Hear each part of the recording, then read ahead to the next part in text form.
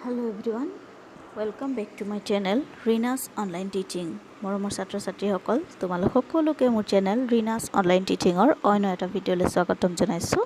ছাত্ৰ ছাত্ৰীসকল আজি মই তোমালোকৰ ক্লাছ 7ৰ হিন্দীৰ জিনা জিলানা মত ভুলনা নামক কবিতাটিৰ কুৱেশ্যন এনচাৰসমূহ অভ্যাসমালাৰ কুৱেশ্যন নম্বৰ 1, 2 আৰু 3 এইকেইটা আলোচনা কৰিবলৈ লৈছোঁ।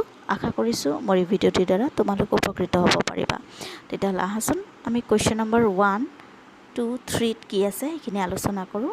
ইয়াত কুৱেশ্যন নম্বৰ 1 কৈছে आओ जीना जिलाना मत भूलना शीर्षक कविता का हाव भाव के साथ बचन करे। अर्थात कविता आमी केनेके पढ़िब लागे या हाव भाव दी पढ़िले ভাল হয়, गतिके मैं एबार पढ़ि शुनाई दिसु। जीना जिलाना मत भूलना। सवेरे उगकर सूरज कहता रोशनी फैलाना मत भूलना। चमक चमक कर चांद कहता चांदनी बिखेरना मत भूलना। हरियाली फैलाकर पेड़ कहते छाँव देना मत भूलना। चहक चहक कर पक्षी कहते मीठे गाना मत भूलना। खिल खिल कर फूल कहते प्यार बांटना मत भूलना। हिल मिल कर भौरे कहते गले लगाना मत भूलना। बढ़ती बढ़ती नदियाँ कहती बढ़ते रहना मत भूलना। बहती बहती हवाएं कहती जिंदगी देना मत भूलना। कहती प्रकृति आए विपत्ति हंसना हंसाना मत भूलना। चले गोलियाँ फटे गोले जीना जिलाना मत भूलना। कवि হৈছে ডক্টৰ অচ্যুত শৰ্মা। গতিকে ছাত্ৰ ছাত্ৰীসকল তোমালোকে এই কবিতাটি এনেদৰে পঢ়িবা। तो এই কবিতাটিৰ মূল ভাৱটি मैं চমুকৈ কৈ দিছোঁ যে जीना जिलाना मत भूलना नामक इस कविता के जरिए कवि ने यो भी कहना चाहा है कि प्रकृति के विविध उपकरण हम मनुष्यों को अपने कर्तव्य की याद दिलाते हैं। सूर्य हमें ज्ञान और आशा की रोशनी फैलाने के लिए कहता है तो चांद सेवा और परोपकार की चांदनी बिखरने की बात करता है। हरे भरे पेड़ हमें दूसरों को आराम की छाया प्रदान करने का संदेश देते हैं। तो এনেদৰে বিভিন্ন ধৰণৰ প্ৰকৃতিৰ বস্তুবিলাকৰ পৰা আমি বিভিন্ন ধৰণৰ উপদেশ লাভ কৰোঁ, যিবিলাক উপদেশ মানৱ জীৱনেও নিজৰ কৰ্তব্য হিচাপে মানে কিছুমান কাম প্ৰকৃতিৰ দৰে নিৰন্তৰভাৱে কৰি যাব লাগে। তেতিয়াহ'লে আহাচোন আমি নেক্সট কুৱেশ্যন নম্বৰ 2ৰ প্ৰশ্নকেইটা আলোচনা কৰোঁ। ইয়াত কৈছে কুৱেশ্যন নম্বৰ 2 পূৰ্ণ বাক্যমে উত্তৰ দো। সম্পূৰ্ণ বাক্যত উত্তৰ দিয়া। ইয়াৰ প্ৰশ্নটো হৈছে तरह तरह के पक्षी हमसे क्या कहते हैं। এই প্ৰশ্নটিৰ উত্তৰ হ'ব तरह तरह के पक्षी हमें ये उपदेश देते हुए कहती है कि हमें एक दूसरे के साथ मीठी मीठी बातें करनी चाहिए। नेक्स्ट प्रश्न रंग बिरंगे फूल हमें क्या बताते हैं। और ये प्रश्नটির उत्तर होगा रंग बिरंगे फूल हमें प्यार बांटने को कहते हैं। तार पिछर जीटू नेक्स्ट प्रश्न हमारे लिए भेड़ों का संदेश क्या है।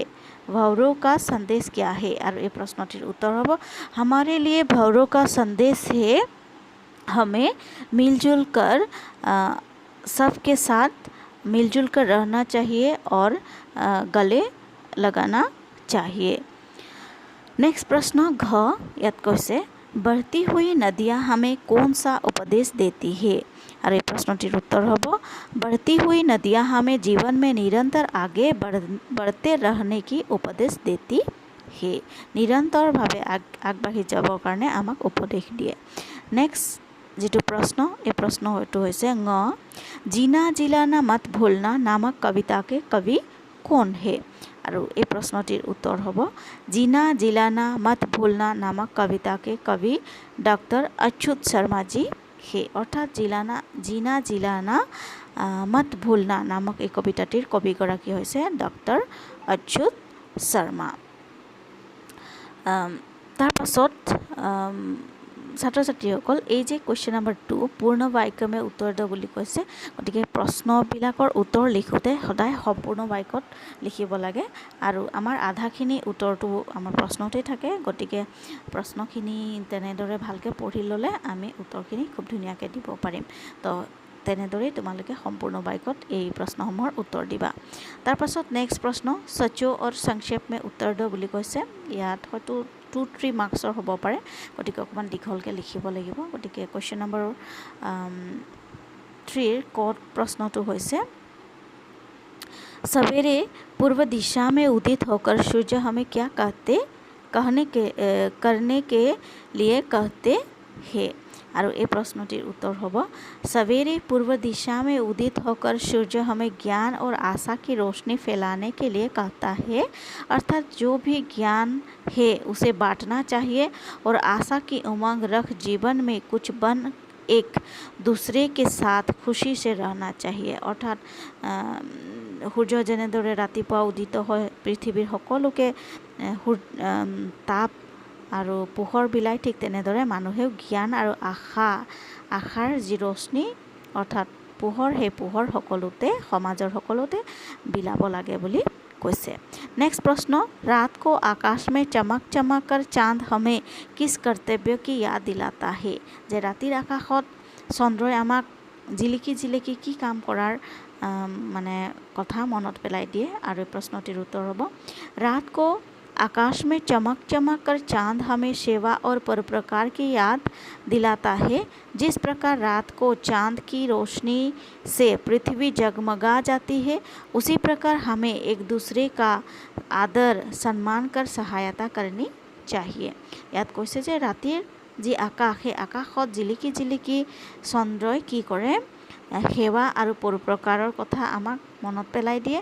যেনেদৰে ৰাতিৰ যে চন্দ্ৰমাই নিজৰ যি আনৰ পৰা আহৰণ কৰা যি ৰশ্মি, সেই ৰশ্মিক পুনৰ পৃথিৱীত পেলাই আৰু পৃথিৱীৰ মানুহবিলাকক পোহৰ বিলাই, ঠিক তেনেদৰে মানুহেও নিজৰ যি কৰ্ম, সেই কৰ্মৰ জৰিয়তে আনক সন্মান আৰু সহায় কৰি যাব লাগে বুলি এই কথাষাৰে মনত পেলাই দিয়ে।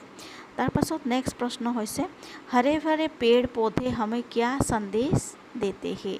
যে এই হৰা ভৰা অৰ্থাৎ সেউজীয়া গছ গছনিবিলাকে আমাক কি কৰিব লাগে বুলি संदेश दिए। और ये प्रश्नটির उत्तर होब हरे भरे पेड़ हमें दूसरे को आराम की छाया प्रदान करने का संदेश देते हैं।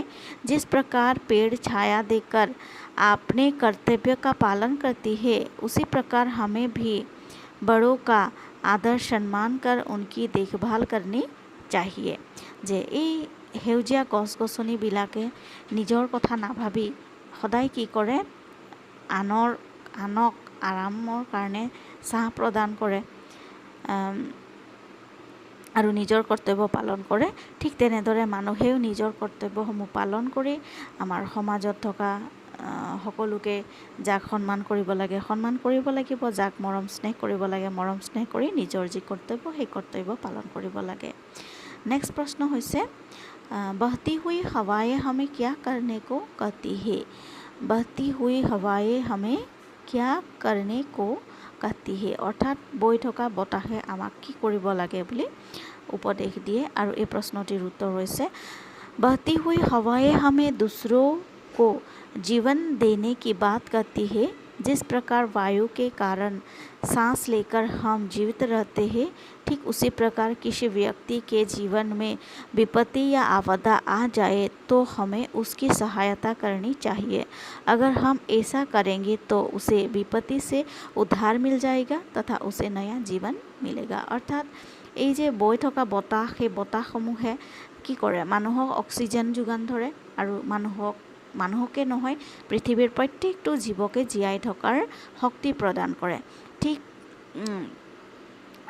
মানুহে এই বতাহৰ কাৰণেই উশাহ নিশাহ লয় আৰু জীৱিত অৰ্থাৎ জীয়াই থাকিব পাৰিছে এই পৃথিৱীখনত।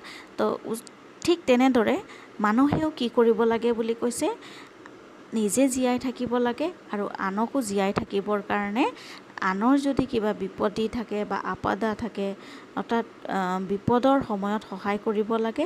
আৰু তেনেদৰে সহায় সহযোগিতাৰ জৰিয়তে ইজনে সিজনক সহায় কৰি আনৰ যি বিপত্তি, সেই বিপত্তিৰ পৰা আনক উদ্ধাৰ কৰিব লাগে আৰু নিজেও জীয়াই থাকিব লাগে আৰু আনকো জীয়াই থকাৰ কাৰণে মানে সহায় কৰিব লাগে।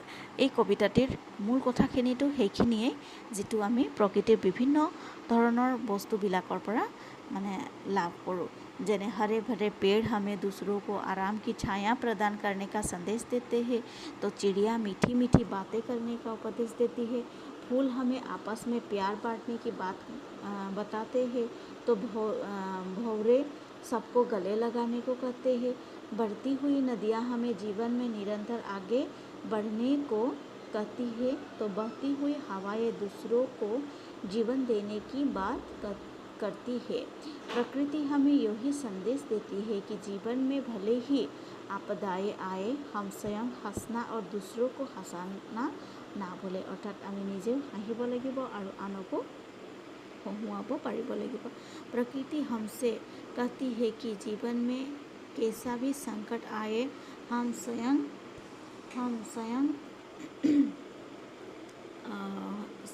संकट आए हम स्वयं भी जिए और दूसरों को भी जीने में मदद पहुँचाए। अर्थात आमी निजेও জীয়াই থাকিব লাগিব আৰু আনকো জীয়াই থাকিবলৈ সহায় কৰিব লাগিব।